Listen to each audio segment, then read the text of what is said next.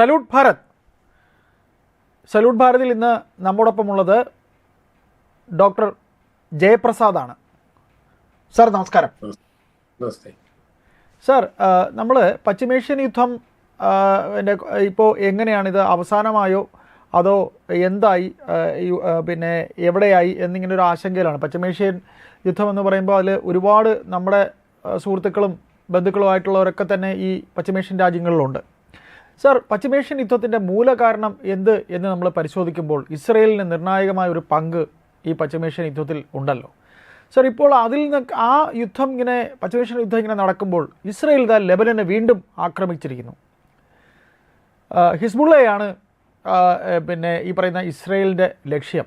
ഹിസ്ബുള്ളയെ തൊട്ടാൽ ഇറാൻ വീണ്ടും പ്രകോപിതനാകും. സാർ, ഇങ്ങനെ ഇസ്രയേൽ തന്നെ വീണ്ടും ഇതിനിങ്ങനെ ഒരു വഴിമരുന്ന് ഇട്ടുകൊണ്ട് ഇരിക്കുമ്പോൾ എന്തായിത്തീരും ഈ രണ്ട് യുദ്ധങ്ങളും? ഒന്ന് ചുരുക്കി പറയാമോ?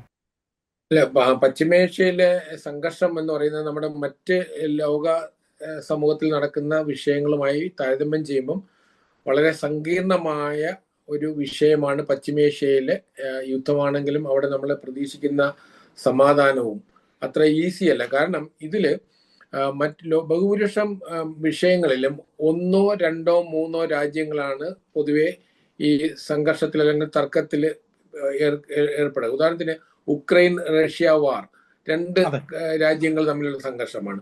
ഈ പശ്ചിമേഷ്യയിൽ നമ്മൾ ഒരുപാട് ആക്ടേഴ്സ് ഉണ്ട്. അപ്പം ഒരു ഭാഗത്ത് നമ്മൾ സാമ്രാജ്യത്വ താല്പര്യത്തോടെ നിൽക്കുന്ന അമേരിക്ക, ആ അമേരിക്ക തന്നെ ഇപ്പോൾ ട്രംപിന്റെ കീഴിൽ ഒരു ഭീകര രൂപം നേടിയ അമേരിക്ക ഒരു ഭാഗത്ത്, അത് കഴിഞ്ഞ 8-10 പതിറ്റാണ്ടായിട്ട് തന്നെ അവിടെ ഉള്ളതാണ്. അപ്പൊ അതൊരു പുതിയതല്ല. അപ്പൊ അതിന് സമാന്തരമായിട്ട് 1948 ഇസ്രയേൽ രൂപീകരിച്ച നാൾ മുതൽ ഉണ്ടായ ആരബ് ഇസ്രയേൽ സംഘർഷമാണ്. കാരണം ഒരു പാലസ്റ്റീൻ എന്നുള്ള പ്രദേശത്തെ ഡിവൈഡ് ചെയ്ത് ഒരു അറബികൾക്ക് ഭൂരിപക്ഷമുള്ള പാലസ്റ്റീൻ രാജ്യവും ജൂതന്മാർക്ക് മേൽക്കോയ്മയുള്ള ഒരു ജൂതരാജ്യം എന്നുള്ളതാണ് ഈ രണ്ട് ടു നാഷൻ തിയറി ഐക്യരാഷ്ട്ര സംഘടന 1948 അംഗീകരിക്കുന്ന പ്രമേയത്തിലുള്ളത്. പക്ഷേ അറബി ലോകം ഈ ഇസ്ലാമിക രാജ്യത്തെ അംഗീകരിച്ചില്ല. ഈ പാലസ്റ്റീന്റെ വിഭജനത്തെ അവർ അംഗീകരിക്കാതെ പോയി. ഇസ്രയേൽ നിലവിൽ വന്നു. അപ്പൊ ആ നിലവിൽ വന്ന ദിവസം മുതൽ യുദ്ധവും ആരംഭിക്കുകയുണ്ടായി. അപ്പൊ നിരവധി യുദ്ധങ്ങൾ ഈ നമ്മുടെ ലോകം കണ്ടതാണ്. 48-ല്, 56-ല്, 67-ല്, 73-ല്. അതിനുശേഷം ക്യാമ്പ് ഡേവിഡ് അഗ്രിമെന്റിലൂടെ ഈജിപ്തും ഇസ്രയേലും തമ്മിൽ സമാധാന ഉടമ്പടി ഒപ്പുവെക്കുന്നു. അപ്പം അത് പിന്നീട് പിൽക്കാലത്ത് ജോർഡാൻ അങ്ങനെ അതേ പാതയിലേക്ക് വരുന്നു. അതായത് ഈ ഇസ്രയേലിന്റെ അയൽ രാജ്യങ്ങളായ ഈജിപ്തും ജോർഡാനും തമ്മിൽ ഇപ്പോൾ ഇസ്രയേലുമായിട്ട് നയതന്ത്ര ബന്ധമുണ്ട്. അവർ തമ്മിൽ മറ്റു പ്രശ്നങ്ങളൊന്നും ഇല്ലാതെ പോകുന്നുണ്ട്. എന്നാൽ മറ്റ് അറബി രാജ്യങ്ങൾ ആ തരത്തിലല്ല. ഇതിനിടയിലാണ് 1979-ല് ഇസ്ലാമിക് റവല്യൂഷൻ ഇറാനിൽ നടന്നതോടെ ഈ പ്രശ്നങ്ങളുടെ വ്യാപ്തി വലുതാകുന്നു. ഇറാൻ എന്ന് പറയുന്ന രാജ്യം ഇസ്ലാമിക് റവല്യൂഷൻ വന്ന നാൾ മുതൽ തന്നെ അവരുടെ പ്രഖ്യാപിത ലക്ഷ്യത്തിൽ ഒന്നെന്ന് പറയുന്നത് ഇസ്രയേലിനെ ഈ പാലസ്റ്റീൻ പ്രദേശത്തിൽ നിന്ന് പൂർണ്ണമായിട്ടും ഒഴിവാക്കുക, ഉന്മൂലനം ചെയ്യുക എന്നുള്ള. അപ്പൊ പശ്ചിമേഷ്യയിൽ നമ്മൾ ഇസ്രയേലിനെ മാത്രം വില്ലനായി പറയുന്നത് ശരിയല്ല. അതായത് ഇറാനിയൻ റവല്യൂഷണറി ഗാർഡ് ഗവൺമെന്റിന്റെ അല്ലെങ്കിൽ അവരുടെ ഐഡിയോളജിയുടെ ഒരു പ്രധാന ലക്ഷ്യം തന്നെ ഈ ഭൂമുഖത്ത് നിന്ന് ഇസ്രയേൽ എന്ന രാജ്യം ഒഴിവാക്കുക എന്നുള്ളതാണ്.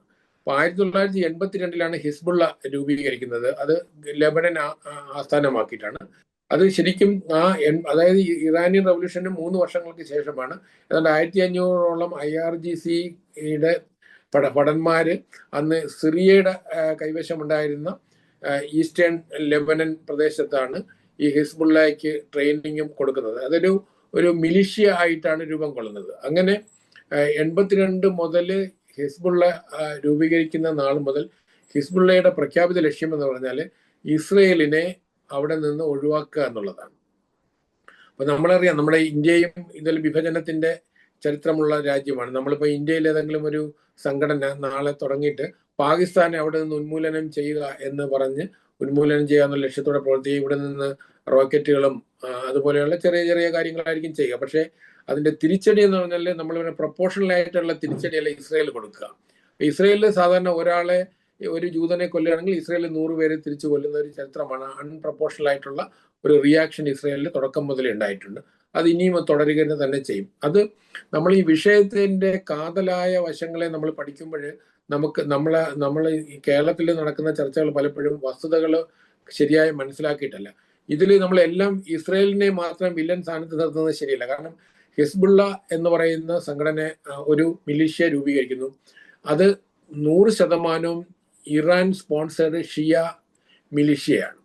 മറ്റൊന്ന് ഹമാസ് എന്നുള്ള സംഘടന രൂപീകരിക്കുന്നതും PLO എന്ന് പറയുന്ന സംഘടനയ്ക്ക് ബദലായിട്ട് അതും ഇറാന്റെ പിന്തുണയില്ല. കാരണം PLO പിൽക്കാലത്ത് നമ്മുടെ ഓസ്ലോ എഗ്രിമെന്റിലൂടെ ഇസ്രായേലിനെ അംഗീകരിക്കുന്ന സാഹചര്യത്തിലേക്ക് വന്നപ്പോഴത്തേക്കും ഹമാസിന് പൂർണ്ണ സപ്പോർട്ട് കൊടുത്തുകൊണ്ട്, അതായത് ഈ അരഫത്തിന്റെ പാർട്ടിക്ക് ബദലായിട്ട് ഉള്ള ഒരു പാലസ്റ്റീൻ മൂവ്മെന്റ് ആയിട്ട് അതിനെ മാറ്റുന്നതിൽ പ്രധാന റോൾ വഹിച്ചത് ഇറാൻ തന്നെയാണ്. അങ്ങനെ അതും ഇറാന്റെ സ്പോൺസേർഡ് മിലിഷ്യ, നമ്മൾ ഇന്റർനാഷണൽ പൊളിറ്റിക്കൽ പ്രോക്സി എന്ന് പറയും. അതോടൊപ്പം തന്നെയാണ് യമൻ ബേസ് ചെയ്തിട്ടുള്ള ഹൂതീസ്. അപ്പം ഇറാൻ എന്ന് പറയുന്ന രാജ്യത്തെ നമ്മൾ കാണേണ്ടത്, ഇറാൻ എന്ന ദേശരാഷ്ട്രവും അതിന്റെ പ്രോക്സികളായി വർക്ക് ചെയ്യുന്ന 3 നോൺ സ്റ്റേറ്റ് ആക്ടേഴ്സ്, ഹൂതികളും ഹിസ്ബുള്ളയും ഹമാസും. അതിൽ ലെബനൻ ആസ്ഥാനമായി, വിശേഷിച്ച് സദേൺ ലെബനൻ ആസ്ഥാനമായി പ്രവർത്തിക്കുന്ന സംഘടനയാണ് ഹിസ്ബുള്ള. അതൊരു പൊളിറ്റിക്കൽ പാർട്ടിയല്ല, അതൊരു മത മിലിഷ്യ സംഘടനയാണ്. അതായത് തീവ്ര മതബോധത്തിൽ നിൽക്കുന്ന ഒരു സംഘടനയാണ്.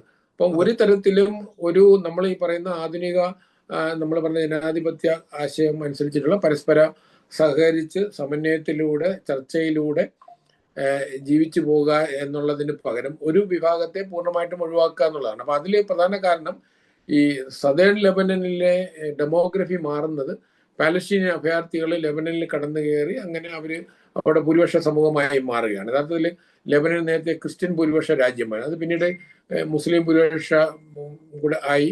മാത്രമല്ല നിരന്തരമായ ആഭ്യന്തര സംഘർഷവും, അങ്ങനെ സദേൺ ലെബനൻ പൂർണ്ണമായിട്ടും ഇസ്ലാമിക ശക്തികളുടെ കയ്യിലായി. അതിനുശേഷം ഈ തീവ്ര ഇസ്ലാമിക ശക്തിയായ ഹിസ്ബുള്ള അവിടെ വരികയും ചെയ്തു.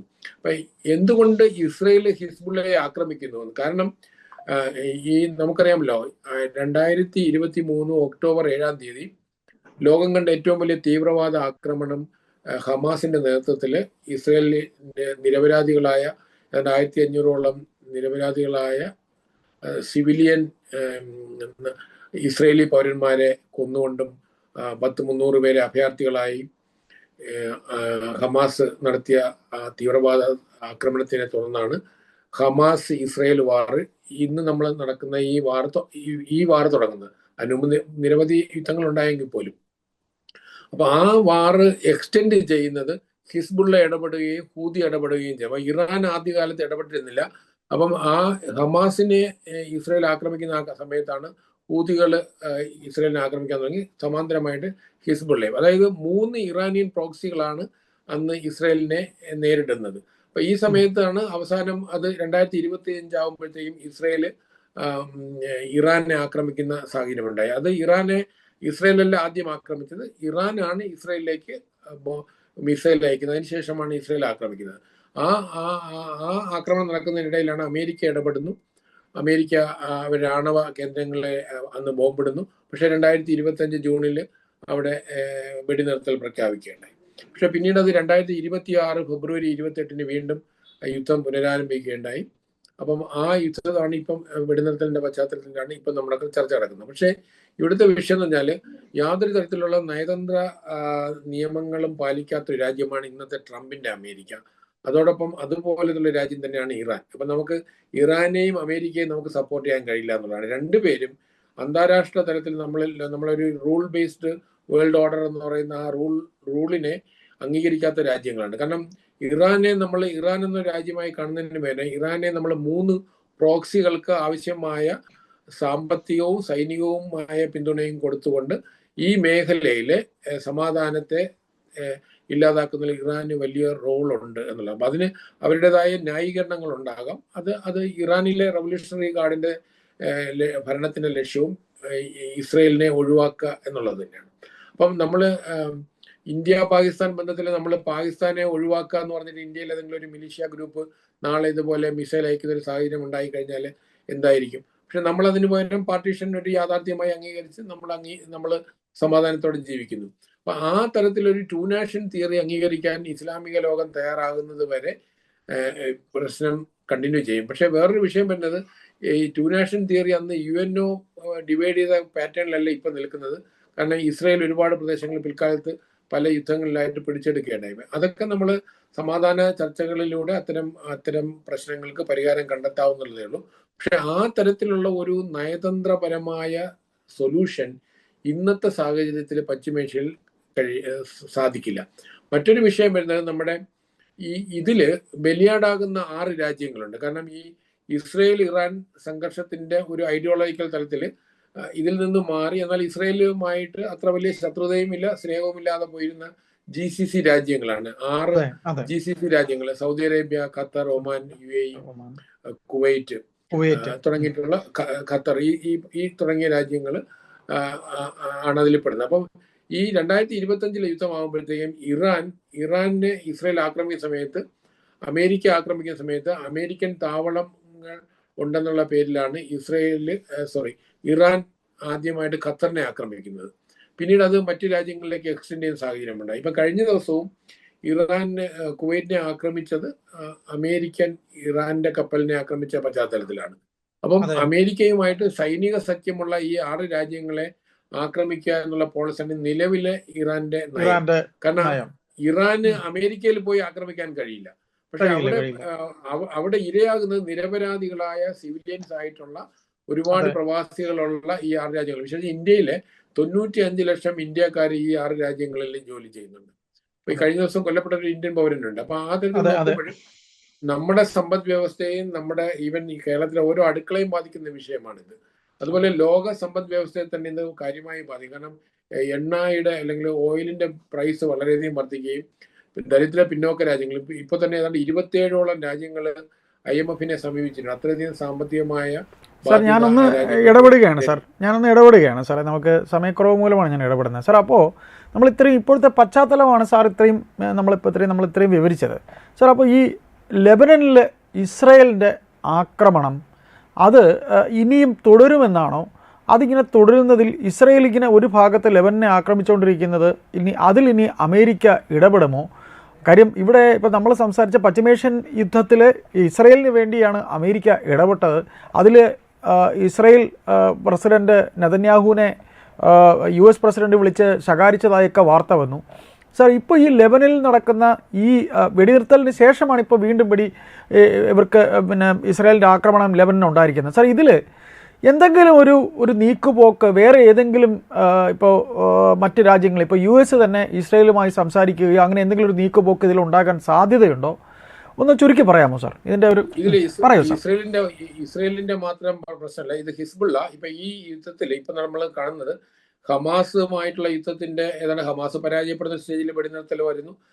അത്തരമൊരു സമാധാനം വരുമെന്നുള്ളൊരു സാഹചര്യത്തിൽ നിൽക്കുമ്പോഴാണ് ആ യുദ്ധം പിന്നീട് ഇറാനിലേക്ക് വ്യാപിക്കുന്നൊരു പശ്ചാത്തലം ഉണ്ടാകുന്നത്. അപ്പൊ ഈ അടുത്ത കാലഘട്ടത്തിൽ ഹിസ്ബുള്ളയാണ് ഇസ്രായേലിനെ ആദ്യമായിട്ട് അവരുടെ മിസൈലും റോക്കറ്റും ഒക്കെ വിടുന്നത്. അപ്പൊ ആ പശ്ചാത്തലത്തിൽ ഞാൻ നേരത്തെ പറഞ്ഞ പോലെ അൺപ്രൊപ്പോർഷണൽ ആയിട്ട് ഇസ്രായേൽ ഇടപെടുന്നതായിരിക്കാം. പക്ഷെ ഇസ്രായേലിന്റെ സെൽഫ് ഡിഫൻസിനെ നമുക്ക് അംഗീകരിച്ചേ പറ്റുള്ളൂ. കാരണം ഇപ്പോൾ നമ്മൾക്കറിയാലോ, പഹൽഗാമില് നമ്മുടെ 26 സിവിലിയൻസിനെ കൊന്നതിന്റെ പശ്ചാത്തലത്തിലാണ് നമ്മൾ ഓപ്പറേഷൻ സിന്ദൂർ ചെയ്തത്. അതുപോലെ തന്നെയാണ് ഇസ്രയേലിന് നിലനിൽക്കാനുള്ള അവകാശമുണ്ടോ? ഹിസ്ബുള്ള നമ്മൾ ചർച്ച ചെയ്യുമ്പോൾ ഹിസ്ബുള്ള എത്ര തവണ ഇസ്രയേലിലേക്ക് റോക്കറ്റ് വിട്ടു, എത്ര മിസൈൽ അയച്ചു. അപ്പൊ അതിന്റെ പശ്ചാത്തലത്തിലാണ് ഇസ്രയേലിന്റെ പ്രതികരണം ഉണ്ടാകുക. പക്ഷേ ഇപ്പോൾ ഇസ്രയേൽ ചെയ്യുന്നത് ഹമാസിനോടുള്ള യുദ്ധത്തിൽ ചെയ്തതുപോലെ ഈ ഒരു ബഫർ സോൺ ഉണ്ടാക്കലാണ്. അതായത് ഈ ഇസ്രയേലിന്റെ ബോർഡറും സദേൺ ലെബനനിലും ഇന്നത്തെ ക്ലോസ് ബോർഡറിന് പകരം കുറെ മേഖലയിലെങ്കിലും ബഫർ സോൺ ഉണ്ടാക്കുക. ഈ യുദ്ധത്തെ ഇസ്രയേൽ ആ തരത്തിൽ ഉപയോഗിക്കാണ്. നമ്മൾ ഇന്ന് നടക്കുന്ന പശ്ചിമേഷ്യൻ യുദ്ധത്തിൽ ഒരർത്ഥത്തിൽ ഇസ്രയേൽ വിജയിച്ചു എന്ന് വേണമെങ്കിൽ പറയാം. കാരണം ഇസ്രയേല് ഈ ഹിസ്ബുള്ളയുടെയും ഹമാസിന്റെയും അതോടൊപ്പം തന്നെ ഹൂതികളുടെയും ഒപ്പം ഇറാനിലെയും പരമോന്നത നേതാക്കളെല്ലാം ഈ യുദ്ധത്തിന് കഴിഞ്ഞ 3 വർഷത്തിനുള്ളിൽ വകവരുത്തി എന്നുള്ളതാണ് ഒന്ന്. അപ്പം ഇസ്രയേലിന്റെ പ്രൈമറി ഒബ്ജക്റ്റീവ് ഒരു പരിധിവരെ വിജയിച്ചു. മറ്റൊന്ന് അമേരിക്കൻ വിഷയവുമായിട്ട് നമ്മൾ താരതമ്യം. അമേരിക്കയ്ക്ക് ഇസ്രയേലിന്റെ ഈ ചർച്ചയിൽ തന്നെ അമേരിക്ക പറയുകയുണ്ടായി, ഇസ്രയേലിന്റെ സെൽഫ് ഡിഫൻസുമായി ബന്ധപ്പെട്ട വിഷയത്തിൽ അമേരിക്കയ്ക്ക് ഇടപെടാൻ കഴിയില്ല. അപ്പൊ ഇസ്രയേലിനെ ആരെങ്കിലും ആക്രമിക്കുകയാണെങ്കിൽ ഇസ്രയേല് തിരിച്ച് ആക്രമിക്കും എന്നുള്ളതാണ്. അപ്പം ഈ ഹിസ്ബുള്ള ഇസ്രയേലിലേക്ക് റോക്കറ്റ് വിടില്ല, അല്ലെങ്കിൽ അവർ മിസൈൽ അയക്കില്ല എന്ന് ആര് ഇസ്രയേലിന് ഉറപ്പ് കൊടുക്കും? അങ്ങനെ ഒരു ഉറപ്പ് കൊടുക്കാൻ കഴിയുകയാണെങ്കിൽ നാളെ ഹിസ്ബുള്ള അല്ലെങ്കിൽ സദേൺ ലെബനനിലെ ആക്രമണം ഒഴിവാക്കും. മാത്രമല്ല, ഈ ലെബനീസ് ഗവൺമെന്റ് ഹിസ്ബുള്ളയെ 2026 ബാൻ ചെയ്യുകയുണ്ടായി. കാരണം ഹിസ്ബുള്ള എന്ന് പറയുന്നത് ഒരു സിവിലിയൻ കേന്ദ്രത്തിൽ ഇരുന്ന് പ്രവർത്തിക്കുന്ന മിലിഷ്യയാണ്, അല്ലാതെ ഒരു മിലിറ്ററി അല്ല. അപ്പൊ അതുകൊണ്ട് തന്നെയാണ് ഇസ്രയേലിൽ തിരിച്ചാക്രമിക്കുമ്പോഴത്തേക്കും ഈ സിവിലിയൻ കേന്ദ്രത്തിൽ മാത്രം ആക്രമിക്കാൻ പറ്റും. ഒരു ഫ്ലാറ്റിന്റെ താഴത്തെ ഒരു ഫ്ലോറിലായിരിക്കും ഇവര് ഇരുന്ന റോക്കറ്റ് വിടുന്നത്. ഇത് ഹമാസ് ചെയ്യുന്ന നടപടി തന്നെയാണ്. അപ്പൊ ഇസ്രയേലിന്റെ തിരിച്ചടിയിൽ 99% നിരപരാധികളായിരിക്കും കൊല്ലപ്പെടുക. കാരണം ഈ ഹമാസും ഹിസ്ബുള്ളയും അവര് റോക്കറ്റ് അല്ലെങ്കിൽ ഇസ്രയേലിനെ ആക്രമിക്കുന്നത് ഈ സിവിലിയൻ കേന്ദ്രങ്ങളിൽ നിന്ന്, അത് ആശുപത്രിയിലായിരിക്കാം, സ്കൂളുകളിലായിരിക്കാം, അല്ലെങ്കിൽ പള്ളികളെ കേന്ദ്രീകരിച്ചായിരിക്കാം, അല്ലെങ്കിൽ ഏതെങ്കിലും ഹൗസിംഗ് കോളനിയെ കേന്ദ്രീകരിച്ചായിരിക്കാം, അല്ലെങ്കിൽ ഒരു പ്രത്യേക ഒരു മിലിറ്ററി സോണിൽ നിന്നല്ല അയക്കുന്നത്. അതുകൊണ്ട് സിവിലിയൻ കേന്ദ്രത്തിൽ ആക്രമണം ഉണ്ടാകാതിരിക്കണമെങ്കിൽ ഹിസ്ബുള്ള സിവിലിയൻ കേന്ദ്രത്തിൽ ഇരുന്നുകൊണ്ട് ആക്രമണം നടത്തുന്ന പ്രക്രിയ ആ ഒരു ഇത് ചെയ്യാൻ പാടില്ലാത്തൊരു ഇത് വരണം. അതുകൊണ്ട് എന്റെ ചോദ്യം ഇതാണ്, ഹിസ്ബുള്ളയും ഹമാസും ഇസ്രയേലിനെ ആക്രമിക്കില്ല എന്ന് ഉറപ്പ് കൊടുക്കാൻ ലോകത്തിൽ ഏതെങ്കിലും രാജ്യത്തിന് കഴിയുമെങ്കിൽ തീർച്ചയായിട്ടും ലെബനനിൽ സമാധാനം കൊണ്ടുവരാൻ കഴിയും. അല്ലെങ്കിൽ ലെബനീസ് ഗവൺമെന്റ് ഹിസ്ബുള്ളയെ നിയന്ത്രിക്കുന്നതിൽ പരാജയപ്പെട്ടതുകൊണ്ടാണ് ഈ 2026 അവരിലെ ഹിസ്ബുള്ളയെ നിരോധിക്കുന്നത്. അപ്പൊ ആ ഒരു പശ്ചാത്തലത്തിൽ ഇറാൻ ഇവിടെ പ്രോക്സികളിലൂടെ വർക്ക് ചെയ്യുമ്പോൾ സ്വാഭാവികമായിട്ടും ഇസ്രയേലിന്റെ പ്രതികരണം ഉണ്ടാവും. അതുകൊണ്ട് പശ്ചിമേഷ്യൻ വിഷയം വളരെ സങ്കീർണമാണ്. അടുത്ത കാലത്തൊന്നും ഇത് സമാധാനം തൽക്കാലം വെടിനിർത്തലുണ്ടായാലും അതൊരു ശാശ്വത സമാധാനത്തിൽ വരണമെങ്കിൽ 2 നേഷൻ തിയറിയെ അറബി ലോകവും ഇസ്രയേലും ഒരുപോലെ അംഗീകരിക്കണം. ഇസ്രയേലിനെ അറബി ലോകം അംഗീകരിക്കുകയും അറബി ലോകത്തെ ഇസ്രയേലും അംഗീകരിക്കുന്ന ഒരു സമാധാനം, എബ്രഹാം അക്കോർഡ് എന്ന് പറയുന്ന ആ തരത്തിൽ ഒരു പ്ലാനിൽ വന്നതാണ്. അപ്പൊ UAEയും ഇസ്രയേലും തമ്മിൽ സഹകരണമുണ്ട്, ഈജിപ്റ്റ് ആയിട്ട് സഹകരണമുണ്ട്, ബഹ്റിനും ഇസ്രയേലും തമ്മിൽ സഹകരണമുണ്ട്, ജോർഡാനുമായിട്ടുണ്ട്, മൊറാക്കോ തുടങ്ങിയിട്ട് പല രാജ്യങ്ങളും ഇസ്രയേലുമായിട്ട് സഹകരിച്ചു പോകുന്നുണ്ട്. ആ തരത്തിലൊരു അറബി ലോകത്തിലൊരു പുനർവിചിന്തനം ഉണ്ടാകണം. അതൊരു നീണ്ട നാളത്തെ പ്രക്രിയയാണ്. അത് ഉടനെ ഒന്നും നടക്കാൻ സാധ്യതയില്ല. പിന്നെ സാറ് ചോദിച്ചത് കറക്റ്റാണ്. ലെബനനിലെ ഈ ഹിസ്ബുള്ളയെ ആര് നിയന്ത്രിക്കും? ആ നിയന്ത്രണത്തിന്റെ ഒരു അറുതി ഉണ്ടായാലേ പറയണം സാർ. പ്രശ്നങ്ങൾ കൂടുതൽ വഷളാകുകയും ചെയ്യുന്നതാണ്. അല്ല, അതുപോലെ തന്നെ സാർ ഈ പറയുന്ന രീതിയിൽ സാറ് പറഞ്ഞ ഒരു കാര്യം കൂടെ നമുക്ക് പറയാം. ഇസ്രയേൽ ഇപ്പോൾ വിജയിച്ചു എന്ന് പറയുന്നത് അവരുടെ പ്രോക്സികളെയാണ് ആക്രമിക്കുന്നത്, അതായത് ഇറാന്റെ പ്രോക്സികളെയാണ് ആക്രമിക്കുന്നത്. അതിലൂടെ ഇറാനിലെ യുറേനിയം ആണല്ലോ ഇവരെ ഇതിന്റെ പ്രശ്നത്തിന്റെ എല്ലാം കാരണം. അതാണല്ലോ ആണവ യുദ്ധം, അല്ലേ? അതല്ലേ ഏറ്റവും കൂടുതൽ പ്രശ്നമായത്. അപ്പോൾ അതിനും പറയണം സാർ. അല്ല, അതിലൊരു വിഷയം വരുന്നത്, ഇപ്പൊ അമേരിക്ക അഗ്രി ചെയ്താലും ഇറാന്റെ ആണവ പദ്ധതിയെ ഇസ്രയേൽ അനുവദിക്കില്ല. കാരണം ഇറാൻ ഒരു ആണവ ശക്തിയായി കഴിഞ്ഞാൽ അതിന്റെ ഇരയാകാൻ പോകുന്നത് ഇസ്രയേലാണ്. അതുകൊണ്ട് ഇസ്രയേൽ ഒരു തരത്തിലും ഇപ്പൊ അമേരിക്ക പിന്മാറിയാൽ, ഇപ്പൊ ഞാൻ മനസ്സിലാക്കുന്നത് അമേരിക്ക ഒരുപക്ഷെ ഒരു സമാധാന ഉടമ്പടിയുമായിട്ട് ഈ രംഗത്ത് നിന്ന് പിന്മാറുകയും GCC രാജ്യങ്ങളുടെ പ്രഷർ മാനിച്ച് ഒരുപക്ഷെ അങ്ങനെ ചെയ്താലും ഇസ്രയേൽ വരുന്ന ആളിൽ ആക്രമിക്കും. കഴിഞ്ഞ 2025 ഇസ്രയേൽ ഇറാൻ വാർ തുടങ്ങുന്ന അമേരിക്ക ഡയറക്റ്റായിട്ട് ഇടപെട്ടിട്ടല്ലല്ലോ. അതുപോലെ ഇൻഡയറക്റ്റ് അമേരിക്കൻ സപ്പോർട്ട് ഉണ്ടാവും എന്നേ ഉള്ളൂ. പക്ഷേ ഇസ്രയേലിന്റെ ആക്രമണം ആ തരത്തിൽ ഭാവിയിലും ഉണ്ടാകാം. അതുകൊണ്ട് പശ്ചിമേഷ്യയിൽ ഒരു സമാധാനം ഉണ്ടാകുന്നത് അമേരിക്കയുടെ ഇടപെടൽ കൊണ്ട് ഒരു സമാധാനം ഉണ്ടാകുമെന്നുള്ള ഒരു വിശ്വാസം എനിക്കില്ല.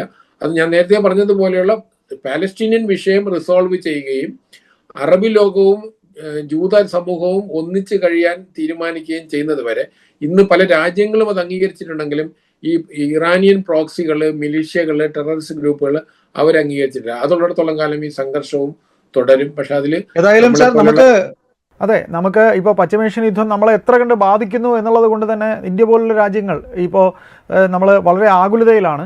ഏതായാലും ഇതിൻ്റെ അപ്ഡേറ്റ്സ് വരുമ്പോൾ നമുക്ക് തുടർന്ന് ഇരിക്കാം സാർ, നമുക്ക് തുടർന്നും ഇരിക്കാം. നമ്മൾ ലെബനനിലെ ഇസ്രായേലിൻ്റെ ആക്രമണമാണ് നമ്മൾ പറഞ്ഞു വന്നത്. അതിപ്പോൾ നമ്മളിങ്ങനെ രണ്ട് കാര്യങ്ങൾ, പശ്ചിമേഷ്യൻ യുദ്ധവും പറഞ്ഞു, ഈ യുദ്ധവും സംസാരിച്ചു, ഈ പറയുന്ന ഉക്രൈൻ റഷ്യയും നമ്മളിതിൽ പ്രതിപാദിച്ചു. ഏതായാലും സാർ നമുക്ക് തുടർന്നും ഇതിൻ്റെ അപ്ഡേറ്റ്സിൽ താങ്കളുമായി ഇരിക്കാം. നന്ദി. Thank you sir. Thank you.